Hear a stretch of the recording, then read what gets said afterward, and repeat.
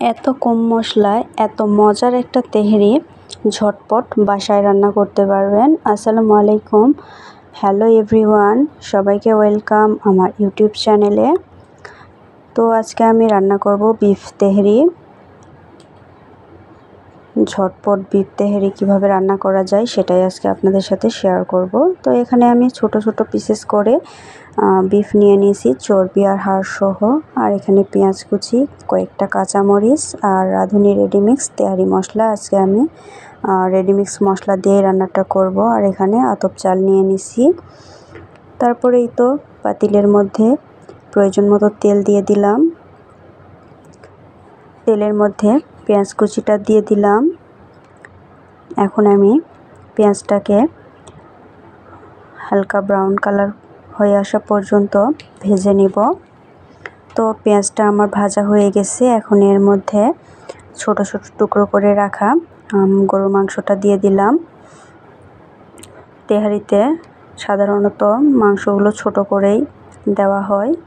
তারপরে এই তো রেডিমিক্স মশলাটা দিয়ে দিলাম রাঁধুনির, যেহেতু আজকে আমি রাঁধুনি রেডিমিক্স মশলা দিয়েই রান্না করব।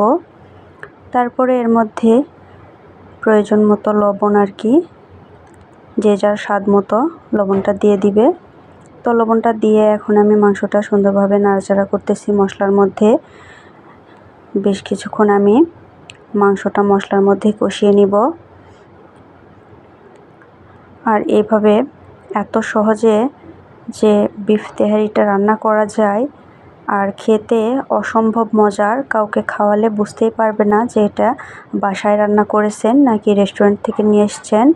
তো মাংসটা কষানো হয়ে গেলে এখন আমি প্রয়োজন মতো পানি দিয়ে দিচ্ছি, যাতে মাংসটা আমার সেদ্ধ হয়ে যায় এরকম পরিমাণে।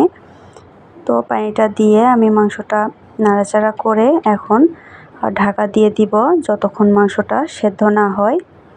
তো মাংসটা সেদ্ধ হতে বসায় দিলাম। আর এই পাশে তেহারির জন্য এখানে আমি আতপ চাল নিয়ে নিছি। তো আতপ চালটা আমি এখন ভালোভাবে ধুয়ে ছিদ্রযুক্ত একটা ডালাতে পানি ঝরাতে রেখে দিব। তো চালগুলো আমার ধুয়ে নেওয়া হয়ে গেছে, এটা আমি সাইডে রেখে দিলাম।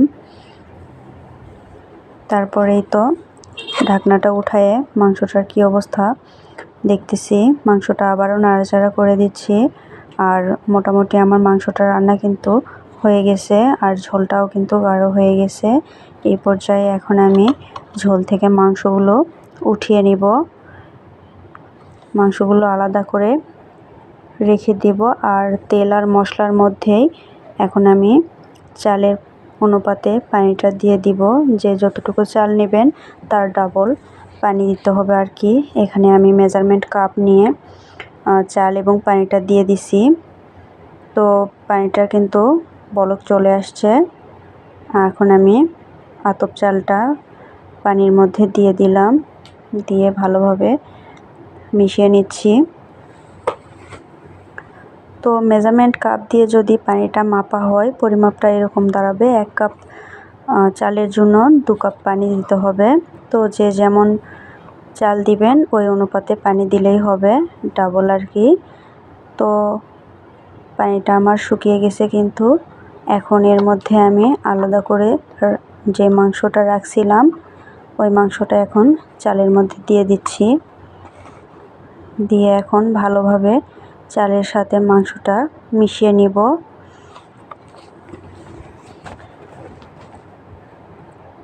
আর উপর থেকে বেশ কয়েকটা কাঁচামরিচ ছড়িয়ে দিলাম, দিয়ে আবারও ঢাকা দিয়ে আমি রেখে দিব।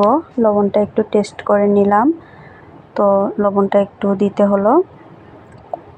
তারপরে আবারও ভালোভাবে মিশিয়ে নিলাম, নিয়ে এটা 20 থেকে 25 মিনিটের মতো দমে রেখে দিব। 25 মিনিট দমে রাখার পরে আমার তেহারিটা কিন্তু একদম রেডি সার্ভের জন্য।